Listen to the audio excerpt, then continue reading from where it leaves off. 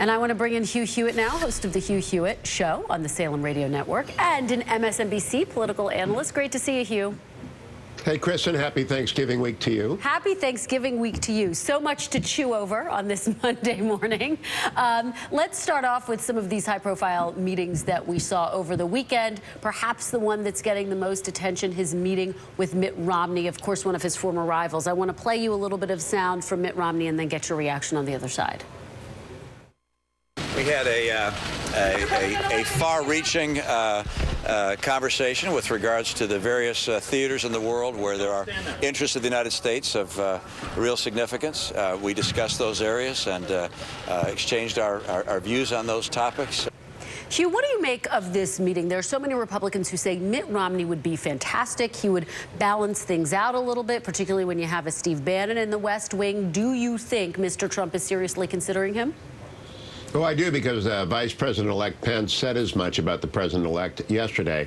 It would be a bold and strategic move. Kudos to both men for putting aside the hammers they threw at each other during the campaign to sit down and talk about America's position in the world. They're both patriots, and I believe that Doris Kearns Goodwin, when she wrote Team of Rivals, not only impacted the Obama administration, but may have impacted the Trump administration. So I think it was a very good move. I have no idea whether the offer is going to be accepted or extended or anything like that, but just the optics were terrific for both men.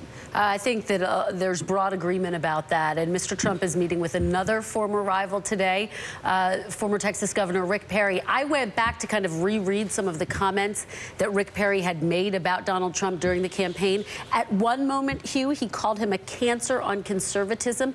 How do you bury the hatchet when the rhetoric gets that heated?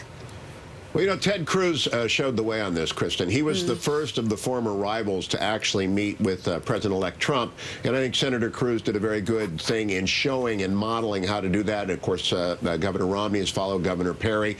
It's very important in American politics that people do this, because campaigns are nasty, brutish, and long now. So it's very important. And as former rivals show up, so too will there be a look for people in the Democratic Party to serve and to be a part of the team. There are 4,000 appointments, and there's a deep bench on the Republican side and the nonpartisan side. You think about people like Stanley McChrystal and General Mattis and General Allen.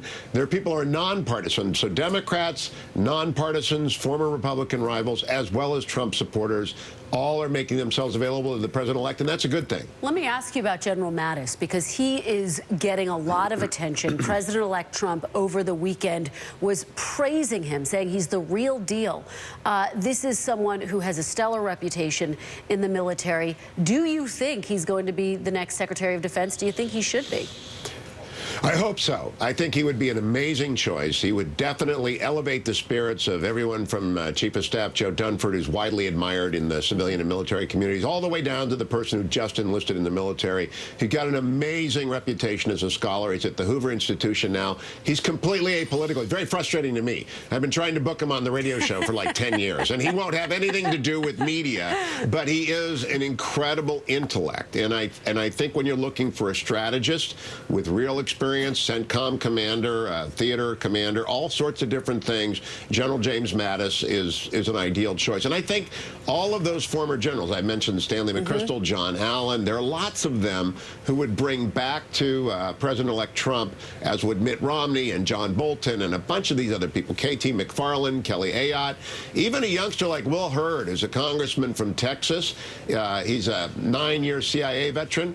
The more you find people who've been on the front lines, like Mike Pompeo going to the CIA, the better off your administration will be. If anyone can book him, you can, Hugh. I have complete faith you're going to get him.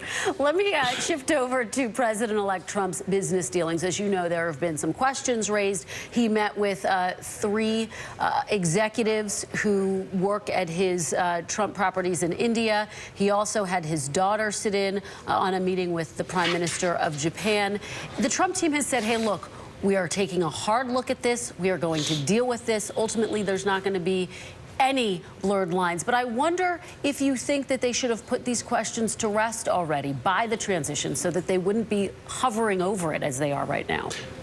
No, I don't think so, Kristen. I'm a veteran of the White House counsel's office. I worked for Fred Fielding and Dick Hauser back in the day in the Reagan years. They're complicated questions when anyone enters government. And President-elect Trump was very sort of superstitious, like a baseball player, and not confronting issues you won't have to deal with until you have to cross that bridge. I have on my website Trump Turnberry, which is one of the great golf courses in the world. I don't expect him to sell Trump Turnberry. I also don't think it's going to be a conflict of interest when he plays with a Turnberry bag, if he plays golf as the President of the United States. He's going to probably pick a guy named Don McGahn. I don't know Mr. McGahn. He's a Jones Day partner in Washington, D.C.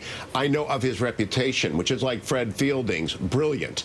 And these are complicated issues. The President-elect is not subject to the ethics laws. I think you had Governor Levitt on earlier talking about this. But he doesn't want his business partners or his children enmeshed in the conflict of interest laws, which would apply to everyone doing business with the government. So I think Mr. McGahn, or whoever serves as White House counsel, has a huge and complicated task, but one that they get the 60 days to figure out, not the 6 hours that most in the media gave them.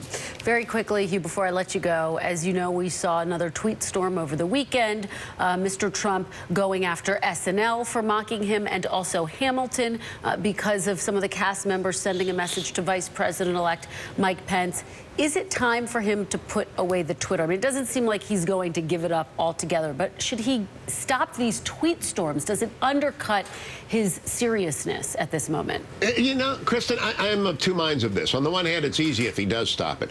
On the other hand, I love Twitter, right? I was tweeting out bad reviews of Billy Lynn's long halftime walk and my poor Browns going 0-11 over the week. It's fun. It's a hobby. As a president, you've got to be careful about moving markets and destroying reputations. But as a hobby, as something that's fun, as a means of engagement, I'm not ready to say that the social media era ought to exclude the president. I just think he has to think through it.